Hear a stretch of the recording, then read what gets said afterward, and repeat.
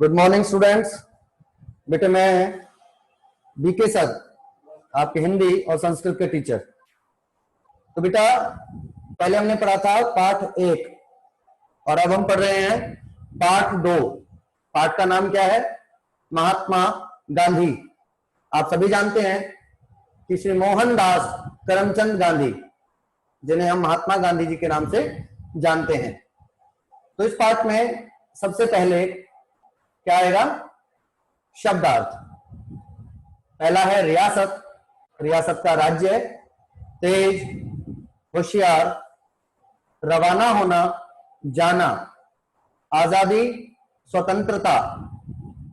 ठीक है बेटे। इसके आगे साकार, पूरा, संपूर्ण, पूरा या पूरे, भय, डर, प्रतिज्ञा, पक्का, वचन। प्रतिज्ञा के बाद संघर्ष, बहुत ज्यादा मेहनत, नमन करना, नमस्कार करना। सेकंड पेज पर आ जाते हैं हम। तो इसमें अभ्यास के प्रश्न आ गए बेटा। मौखिक प्रश्नों के उत्तर दीजिए। सबसे पहले मौखिक प्रश्न। पहला प्रश्न है 2 अक्टूबर हमारे देश के लिए सबसे महत्वपूर्ण दिन क्यों है? तो इसका आंसर 2 अक्टूबर हमारे देश के लिए सबसे महत्वपूर्ण दिन इसलिए है क्योंकि इस दिन हमारे देश के प्रमुख नेता राष्ट्रपिता गांधी जी का जन्म हुआ था। दूसरा प्रश्न है गांधी जी का जन्म कहां हुआ था? इसका उत्तर गांधी जी का जन्म गुजरात के पोरबंदर नामक शहर में हुआ था। फिर है गांधी जी के माता पिता का क्या नाम था? गांधी जी के पिता का नाम श्री करमचंद गांधी व माता का नाम पुतलीबाई था। क्वेश्चन आ जाता है कि गांधी जी में एक विशेष गुण कौन सा था? उत्तर गांधी जी में एक विशेष गुण था कि वे कभी झूठ नहीं बोलते थे। तो हमें भी झूठ नहीं बोलना चाहिए। फिर है 1-2 शब्दों में प्रश्नों के उत्तर दीजिए। पहला प्रश्न है गांधी जी को पूरा देश किस नाम से जानता है? तो आप लिखेंगे कि गांधी जी को पूरा देश बापू के नाम से जानता है। फिर है 2 अक्टूबर किस दिन के रूप में मनाया जाता है? तो हम क्यों मनाते हैं 2 अक्टूबर? कि 2 अक्टूबर गांधी जयंती के रूप में मनाया जाता है, क्योंकि 2 अक्टूबर को महात्मा गांधी जी का जन्म हुआ था। उन्हीं के जन्म दिवस के रूप में हम 2 अक्टूबर मनाते हैं। अगला क्वेश्चन है कि गांधी जी की पत्नी का क्या नाम था? तो आप लिखेंगे गांधी जी की पत्नी का नाम कस्तूरबा था, कस्तूरबा गांधी। फिर आ जाते हैं बेटे हमारे रिक्त स्थान भरिए। पहला माता पिता के डैश ही आगे चलकर गांधी जी में आए। तो क्या भरेंगे बेटा? गुण, कि माता पिता के गुण ही आगे चलकर गांधी जी में आए। वह कभी डैश नहीं बोलते थे, झूठ। वह कभी झूठ नहीं बोलते थे। 13 साल की आयु में ही उनका विवाह 14 साल की कस्तूरबा गांधी से हो गया था। कस्तूरबा गांधी से उनका विवाह 14 वर्ष की उम्र में हो गया था।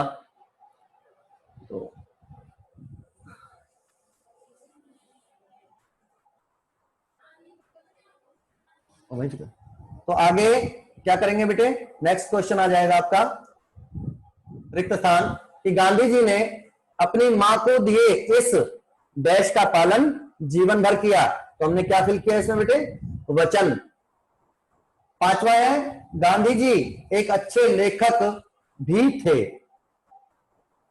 तो इसमें जो डैश आएगा वो लेखक पर आएगा। इसमें रह गया है शायद। तो आपको लेखक के नीचे आपके पास बुक है और पहले नोटबुक आपके पास आ चुकी है, इसको आप देख सकते हैं।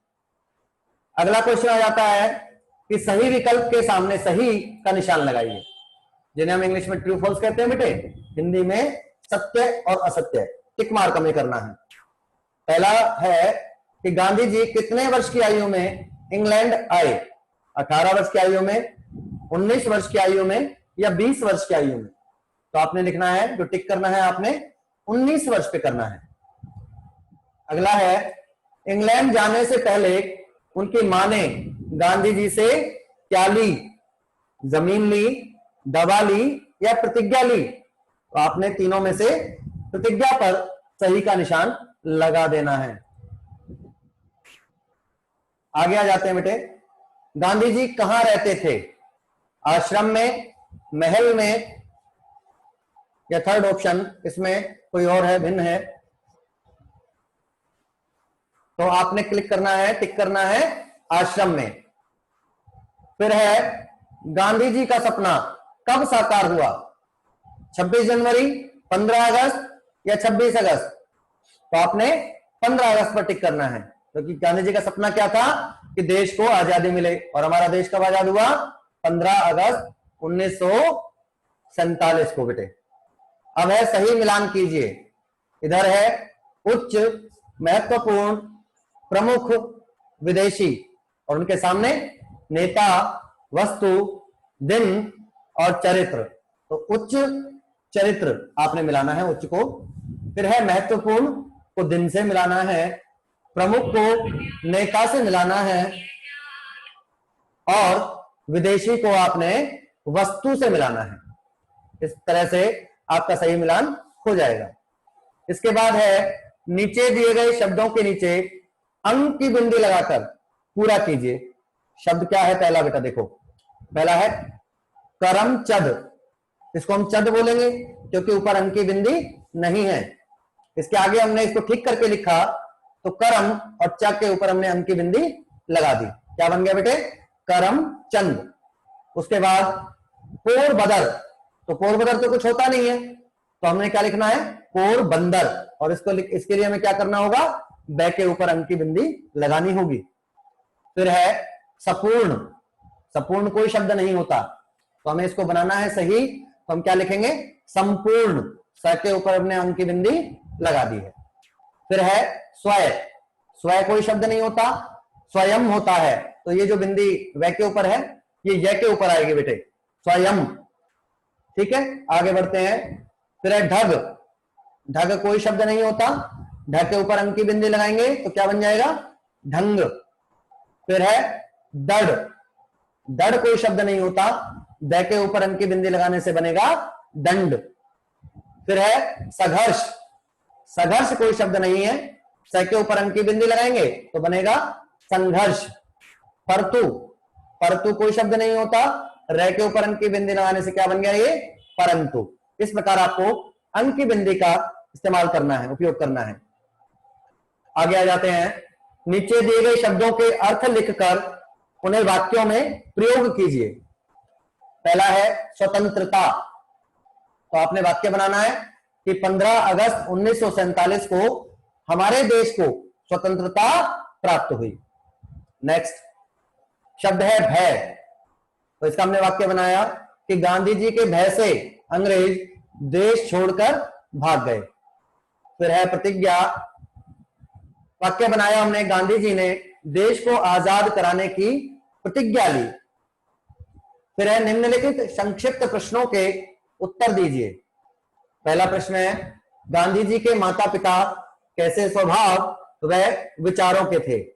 आपने उत्तर लिखना है कि गांधी जी के माता पिता बहुत सीधे साधे, उच्च चरित्र के तथा धार्मिक विचारों वाले थे।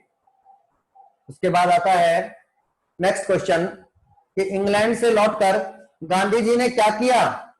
उत्तर लिखेंगे आप कि इंग्लैंड से लौटकर गांधी जी ने भारत की आजादी के लिए संघर्ष किया और देश के लोगों को अहिंसा का पालन करने को कहा।